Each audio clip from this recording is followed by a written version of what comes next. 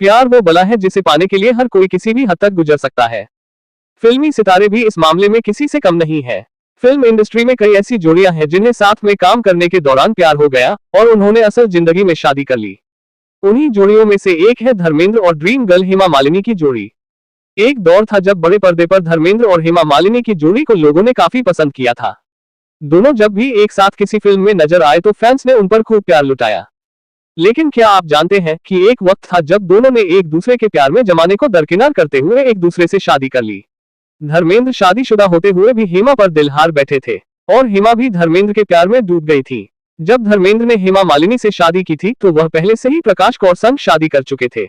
आज हम आपको बताएंगे कैसे हेमा मालिनी पहले से शादीशुदा, अपने से 13 साल बड़े और 4 बच्चों के पिता धर्मेंद्र के प्यार में पड़ गई थी।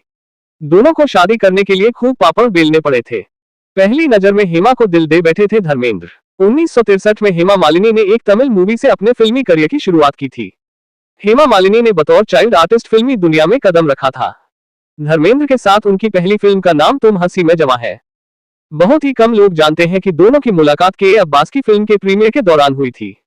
हेमा मालिनी ने अपनी biography Hema Malini beyond the dream girl में इस बारे में बताया है। उन्होंने इस मुलाकात का जिक्र करते हुए लिखा कि उन दिनों उनकी एक फिल्म रिलीज होने वाली थी, जिसके चलते प्रीमियर के इंटरवल के दौरान उन्हें स्टेज पर बुलाया गया। इस दौरान ही धर्मेंद्र ने उन्हें पहली बार देखा और उन पर अपना दिल हार बैठे। उस वक्त धर्मेंद्र ने हेमा को देखकर पंजाबी में कहा था, कुड़ी बड़ी चंगी है। हालांकि हेमा ने कुछ प्रतिक्रिया नहीं दी और बस ये सुनकर आगे बढ़ गई थी। जब धर्मेंद्र हेमा के प्यार में पड़े थे तो उस वक्त वह 35 साल के थे, तो वहीं हेमा की उम्र 22 साल थी। जहां हेमा मालिनी उस वक्त अपने फिल्मी करियर को बनाने में लगी थी, वहीं धर्मेंद्र अपने करियर के शिखर पर थे।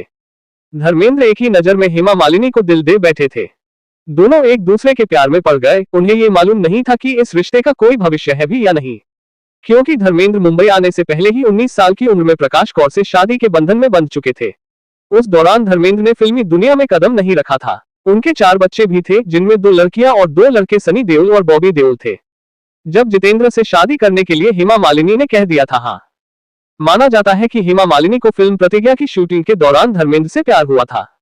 शादीशुदा मर्द के प्यार में पड़ने की वजह से हेमा मालिनी के पिता ने खूब नाराजगी जाहिर की थी। उन्होंने हेमा मालिनी का रिश्ता कहीं और तय कर दिया था। बहुत ही कम लोग जानते हैं कि हेमा मालिनी के पिता ने जिनसे उनका रिश्ता तय किया था वो कोई और नहीं, उस दौर के फेमस बॉलीवुड अभिनेता जितेंद्र थे। परिवार वालों ने जितेंद्र से शादी करने के लिए हेमा मालिनी पर दबाव बनाया और ना चाहते हुए भी हेमा को शादी के लिए हाँ करनी पड़ी। कहा जाता है कि जब हेमा मालिनी की शादी की बात धर्मेंद्र को पता चली तो वे शादी तुड़वाने के लिए हेमा के घर तक पहुंच गए। उन्होंने फिर हेमा मालिनी से बात की और जितेंद्र से शादी न करने के लिए उन्हें मना लिया। भले ही धर्मेंद्र और हेमा मालिनी की जोड़ी बड़े पर्दे पर आसानी से सफल हो गई हो, लेकिन असल जिंदगी में एक होने के लिए दोनों को काफी मुश्किलों का सामना करना पड़ा। कहा जाता है कि उस वक्त उनकी शादी में 2 दिक्कतें थी। एक तो हेमा मालिनी के पिता और दूसरा कि धर्मेंद्र का शादीशुदा होना। 1978 में हेमा मालिनी के पिता की मृत्यु हो गई थी, जिसके बाद हेमा मालिनी अकेली पड़ गई। धर्मेंद्र से हेमा का अकेलापन देखा नहीं गया। आखिरकार 1980 हेमा और धर्मेंद्र ने शादी कर ली, लेकिन इससे पहले धर्मेंद्र और हेमा को धर्म परिवर्तन करना पड़ा था, क्योंकि धर्मेंद्र पहले से शादीशुदा होने की वजह से कानूनी तौर पर शादी नहीं कर सकते थे। धर्म परिवर्तन कर धर्मेंद्र ने अपना नाम बदलकर दिलावर खान कर लिया था और हेमा मालिनी ने अपना नाम आयशा भी रखा था।